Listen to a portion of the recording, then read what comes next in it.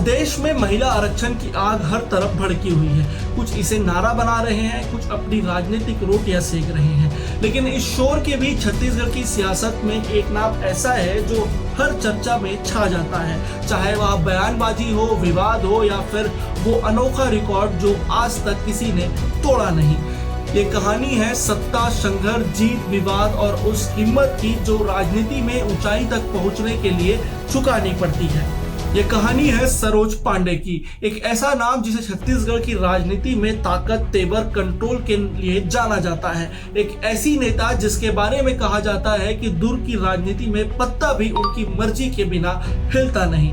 एक ऐसा चेहरा जिसने साधारण जिंदगी से निकलकर सत्ता के शिखर तक का सफर तय किया, जिन्होंने एक ही वक्त में मेयर, विधायक और सांसद का पद संभालकर विश्व रिकॉर्ड बना दिया। गिनीज बुक और लिम्का बुक ऑफ रिकॉर्ड्स में उनका नाम नामांकित है, लेकिन उसी ऊंचाई से उन्हें एक थप्पड़ ने गिरा दिया। अपने ही फेक एमएमएस के खिलाफ उन्होंने खुली जंग लड़ी, आजीवन शादी न करने का सबसे बड़ा त्याग किया, अपने बयानों से पूरे देश में तहलका मचाया और फिर भी हर बार लौटकर बड़ी ही मजबूती से सामने आए। तो चलिए शुरू करते हैं हमारे इस खास एपिसोड में। आज बात होगी सरोज पांडे की।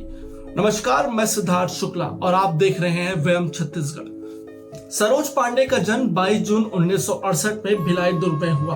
पिता श्यामाजी पांडे एक साधारण शिक्षक थे। परिवार गैर राजनीतिक था, लेकिन आरएसएस की विचारधारा से गहरा जुड़ाव था। सरोज पांडे का राजनीति में जाने का कोई इरादा नहीं था।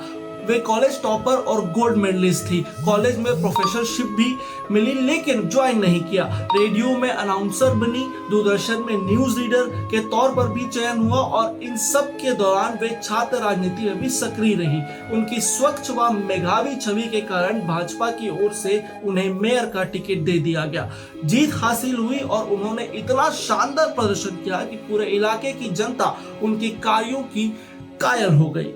यह वह दौर था जब लड़कियां घर की जिम्मेदारियों में उलझी रहती थी, लेकिन सरोज ने साबित कर दिया कि इरादे मजबूत हो तो कोई रुकावट नहीं टिकती। 5 साल बाद 2005 में दोबारा भारी बहुमत से वो महापौर बनी। 10 साल तक लगातार मेयर पद संभाला, इतिहास में सबसे लंबा कार्यकाल दर्ज किया। इन्हें बेस्ट मेयर का पुरस्कार भी मिला, लेकिन सरोज इतने में ही रुकने वाली नहीं थी। 2008 में भाजपा की टिकट पर वैशाली नगर विधानसभा सीट से विधानसभा का चुनाव जीता और फिर 2009 में लोकसभा का मैदान और दुर्ग से सांसद चुनी गई। अब कल्पना कीजिए, एक ही समय में 3 बड़े पद, महापौर, विधायक और सांसद। कोई और महिला नेता इस करिश्मे को दोहरा नहीं पाई अब तक। इस उपलब्धि के लिए उनका नाम लिम्का बुक ऑफ रिकॉर्ड्स में दर्ज होने के साथ ही गिनीज बुक में भी उनका नाम दर्ज है। छत्तीसगढ़ की सियासत में सरोज पांडे का कद इतना बड़ा हो गया कि उन्हें मुख्यमंत्री पद का सबसे मजबूत दावेदार माने जाने लगा। अमित शाह समेत संघ के बड़े चेहरों की नजर में वो चमक रही थी, लेकिन राजनीति का खेल कभी सीधा नहीं होता। ऊंचाई जितनी ज्यादा होती है, गिरावट का खतरा उतना ही होता है। और फिर आया साल 2014, जब चारों ओर मोदी लहर का जलवा था। नए नए चेहरे भी मोदी के सहारे जीत रहे थे। हर किसी को यकीन था कि सरोज पांडे दुर्ग से भी जीत जाएगी। लेकिन यहाँ आता है राजनीति का सबसे बड़ा ट्विस्ट। अपने प्रचार अभियान के दौरान साजा में साहू समाज का एक कार्यक्रम में सरोज पांडे वहां मौजूद थी। एक व्यक्ति की किसी हरकत या बात से नाराज होकर उन्होंने उन्हें करारा थप्पड़ मार दिया, बस एक थप्पड़, लेकिन साहू समाज ने इसे व्यक्तिगत अपमान मान लिया। छत्तीसगढ़ की राजनीति में साहू समाज बड़ा वोट बैंक है। पूरा समाज एकजुट हो गया। सरोज के खिलाफ गुस्सा भड़क उठा। उनके मुकाबले में कांग्रेस के ताम्रध्वज साहू खड़े थे। साहू समाज का अपना चेहरा थे। नतीजा 2014 लोकसभा चुनाव में सरोज पांडे को अपनी सीट गंवानी पड़ी और वहां हार गई। ये कोई साधारण हार नहीं थी, ये मीडिया में छाया थप्पड़ कांड की वजह से हुई हार थी, जिसने पूरे चुनावी समीकरण बदल दिए। लोग कहते थे कि एक पल की गुस्से ने सालों की मेहनत पर पानी फेर दिया, लेकिन क्या सरोज पांडे रुकी? बिल्कुल नहीं। हार के बावजूद भाजपा ने उन्हें राष्ट्रीय स्तर की जिम्मेदारी सौंपी। महाराष्ट्र की प्रभारी बनाई गई। महाराष्ट्र में भाजपा की बड़ी जीत ने उनका कद और बढ़ाया। 2017-18 में छत्तीसगढ़ में राज्यसभा संसद चुनी गई। उस वक्त भी अफवाहें चली कि उनकी ही पार्टी के कुछ विधायक उन्हें वोट देने से हिचकिचा रहे थे।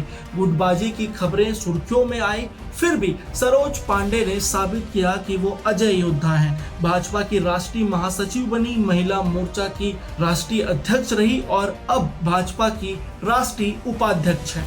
लेकिन सरोज पांडे सिर्फ पदों की कहानी नहीं, उनके बयानों की भी अपनी कहानी है। गुलाम नबी आजाद ने इस बात को कहा कि हम तुरुप का इक्का चलते हैं, तो जोकर से अभी तक खेल रहे थे, इसका मतलब तय है। राहुल गांधी को मंदबुद्धि कह दिया। केरल में भाजपा कार्यकर्ताओं पर हमले को लेकर बोला, अगर हमारे लोगों पर हाथ उठाया तो घर में घुसकर आंखें निकाल लेंगे।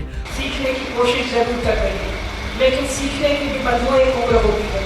40 के बाद जो व्यक्ति सीखता है वो सीखा हुआ व्यक्ति नहीं कहलाता, मंदबुद्धि कहलाता है। कि आने वाले समय में अगर बार बार हमारे कार्यकर्ता के साथ में इसी प्रकार से आंख दिखाने की स्थिति होगी तो हम घर में घुसकर आंख निकाल देंगे। हर बार उनके बयानों से एक विवाद खड़ा हो जाता था। परिवार को लेकर भी वे हमेशा चर्चा में रही, लेकिन एक और बड़ी मुसीबत उनके सामने आना बाकी था। वो मुसीबत थी एक फेक एमएमएस की। जब उनके नाम से फर्जी एमएमएस वायरल हुआ तो सरोज पांडे हार नहीं मानी। उन्होंने मैदान पर उतरकर कड़ी लड़ाई लड़ी, मीडिया के साथ वाद विवाद किया, हर एक प्रश्न का जवाब दिया और अंततः वो सही साबित हुई। आपको बता दूं कि उन्होंने अपने जीवन का सबसे बड़ा फैसला लिया था कि आजीवन विवाह ना करने का। उनका कहना था कि मैं घर गृहस्थी के काम में बिजी नहीं रहना चाहती, मैं जनता के आंसू पोंछना चाहती हूँ, इसलिए उन्होंने आजीवन शादी ना करने का निर्णय लिया। यही वजह है कि आज भी दुर्ग जिले में बड़े बड़े फैसले बिना उनकी मंजूरी के नहीं लिए जाते। उन्होंने 2024 में कोरबा लोकसभा से लड़ाई लड़ी, हार हुई, लेकिन उनका संघर्ष जारी है।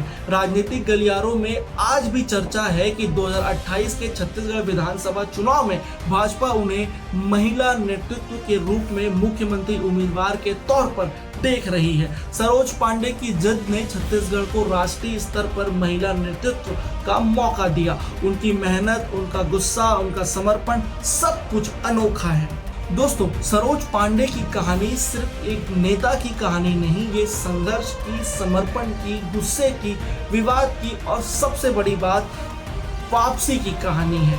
एक थप्पड़ ने उन्हें गिराया, लेकिन लाखों समर्थकों का विश्वास उन्हें हर बार खड़ा करता है। क्या वो छत्तीसगढ़ की पहली महिला मुख्यमंत्री बनेगी? क्या उनका जिद स्वभाव उन्हें और ऊंचाई देगा? ये सस्पेंस है और ये सस्पेंस आज तक बरकरार है। आप क्या सोचते हैं, सरोज पांडे का भविष्य क्या होगा?